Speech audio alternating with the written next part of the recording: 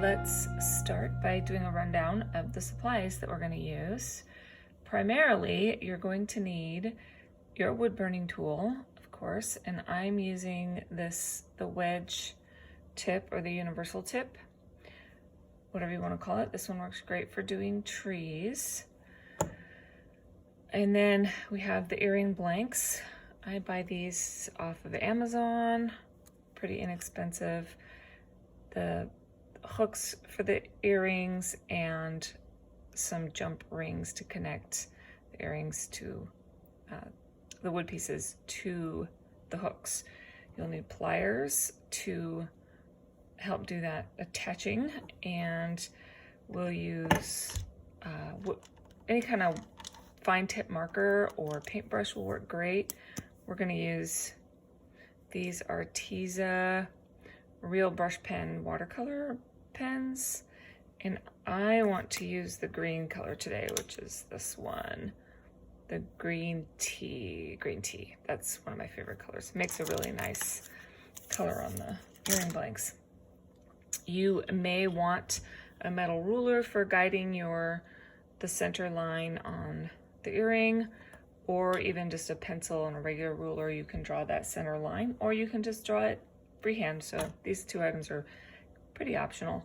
And then if you want to finish your earrings, this is what I use. Works great if you want to put a finish on them, make them a little more water resistant for wearing outdoors. That's what I tend to do with my earrings. Okay, so let's get started. All right, first thing is we just are going to burn our earrings.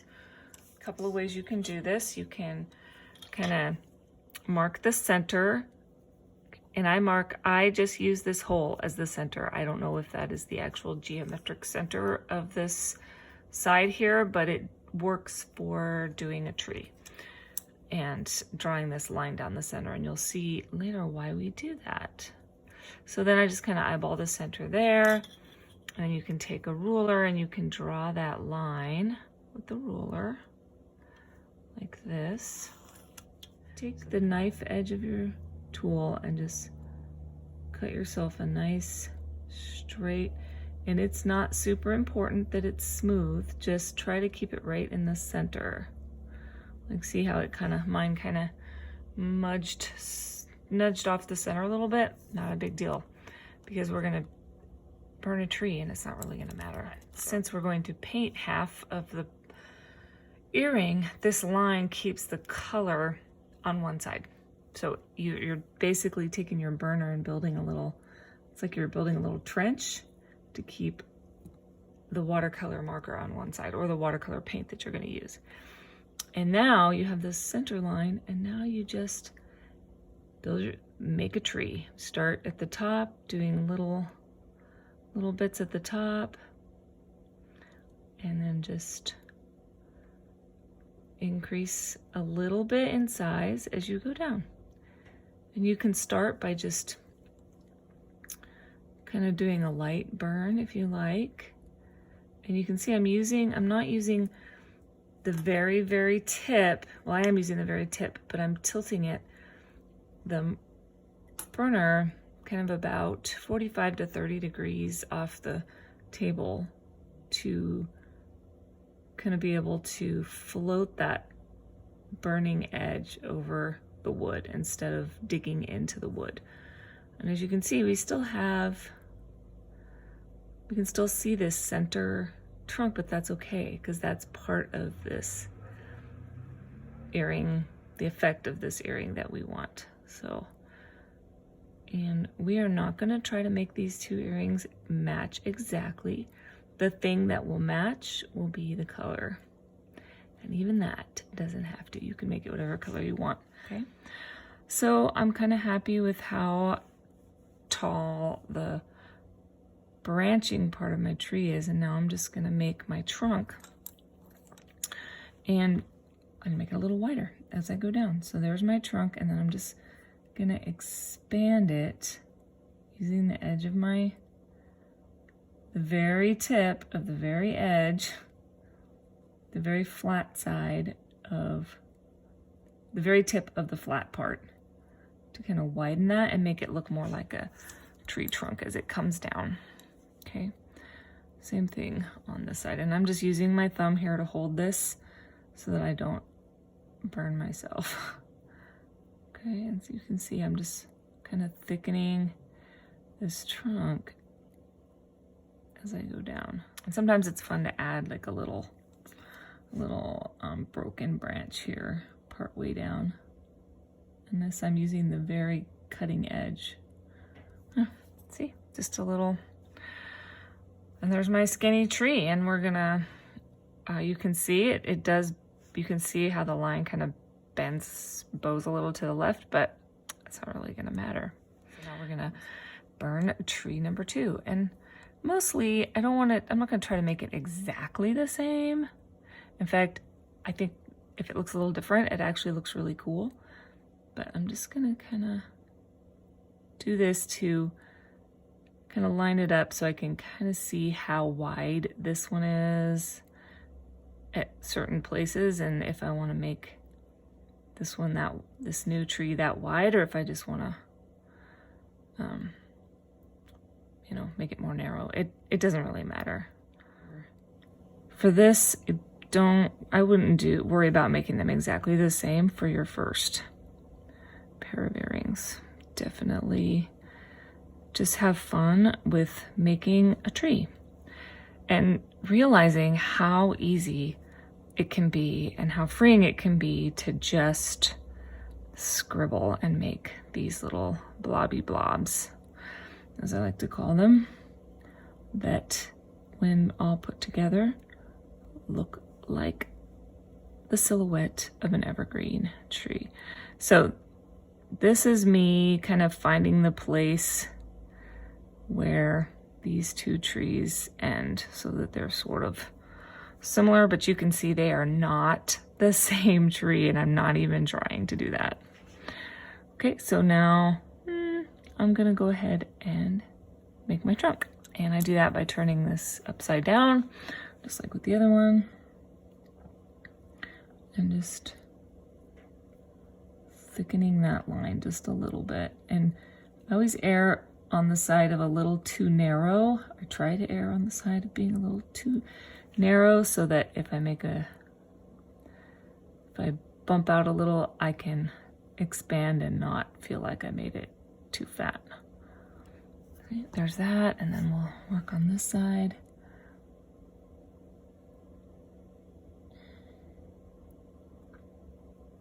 Okay, there we go. Let's line them up and do a quick little, just kind of finalize this tree, take it all the way to the bottom. So these are dark. I'm not worried about shading. I love texture for these. This particular project, the dark is gonna kind of set off that nice green color we're gonna put in there. So see, my trees are not exactly the same, but they're very similar. All right, so we are done burning the trees. But if you want, so this is optional, you can also burn around the edge and make it darker. So I do that by taking that flat edge of this tool and just kind of rubbing it on here. You can see it blackens that edge, and it just makes a nice, you know, it can make a nice frame, and you can kind of go right along that sharp edge. It softens that edge a little bit. There's just, these are all optional, you know, fun things you can do.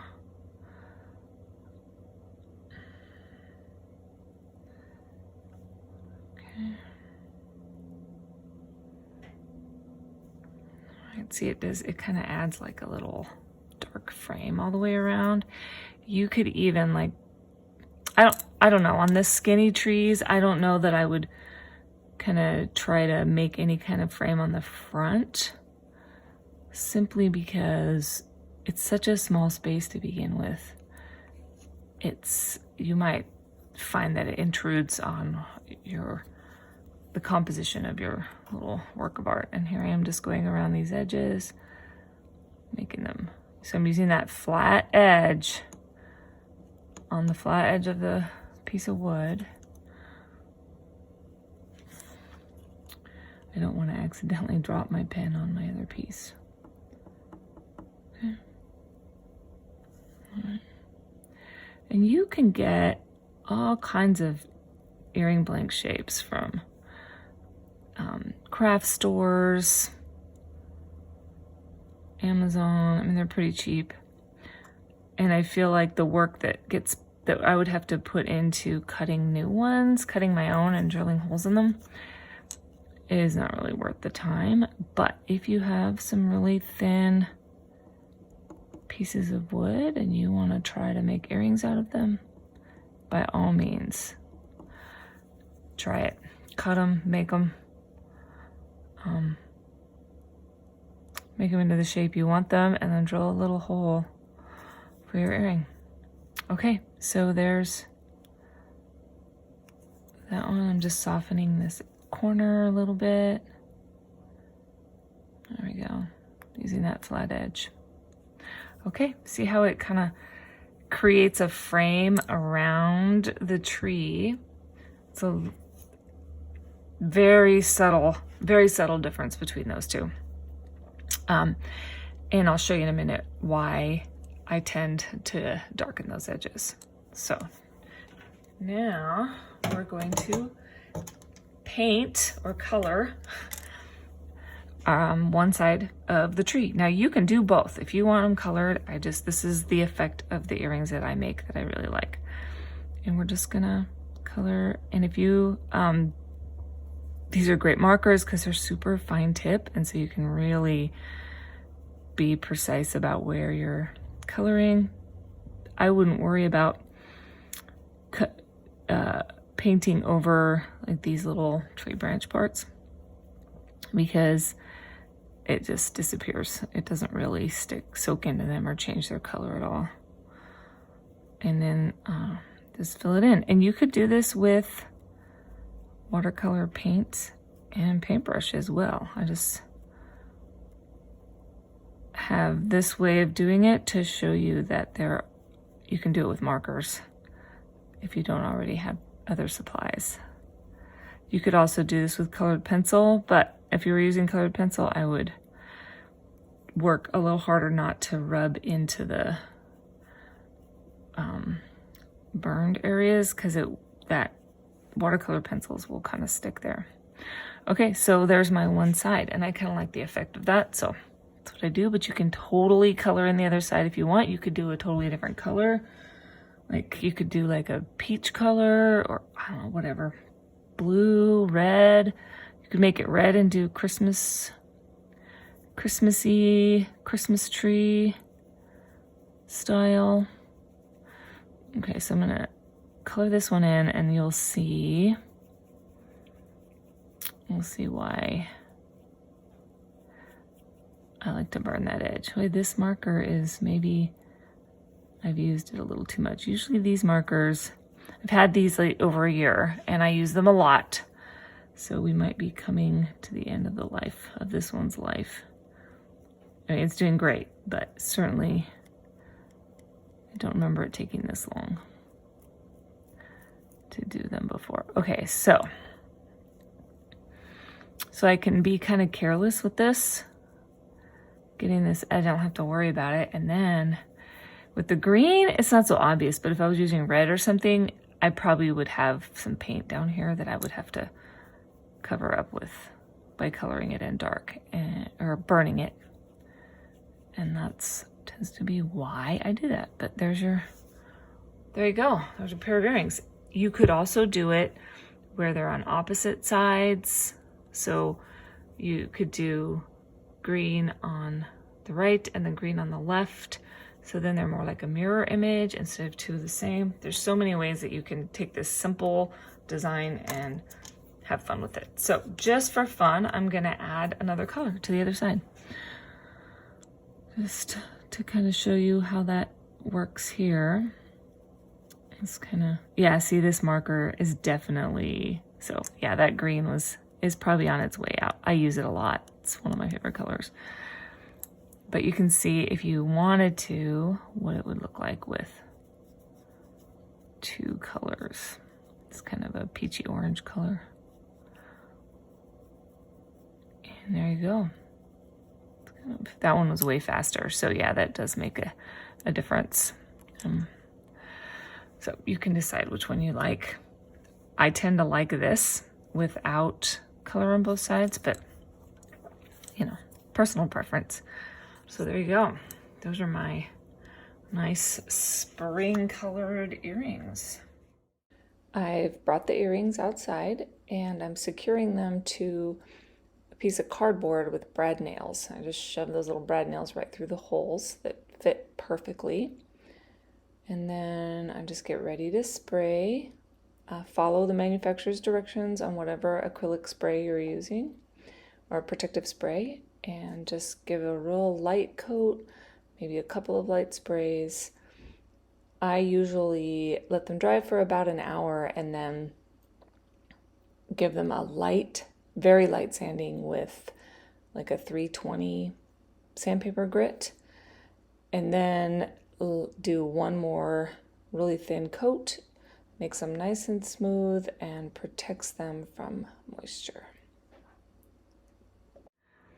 Okay, so I'm taking this earring and I'm not pulling it apart like this. I'm not going like this and pulling it apart.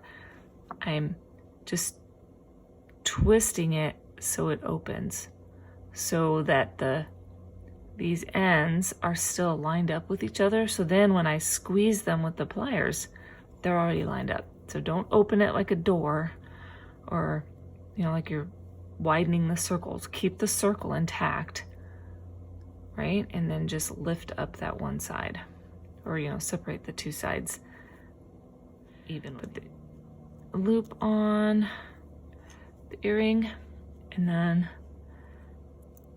put the earring hook on there and then close my ring.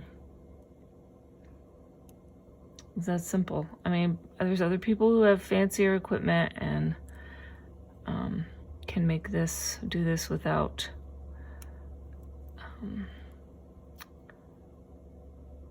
you know, with jewelry making pliers. And if you have them, by all means use jewelry making pliers, but if you don't, this is how you can do it. All right, so there we go. I got my two pairs of earrings, or my one pair of earrings, my two earrings ready to go. Ta-da! And then you can wear them or you can give them as gifts.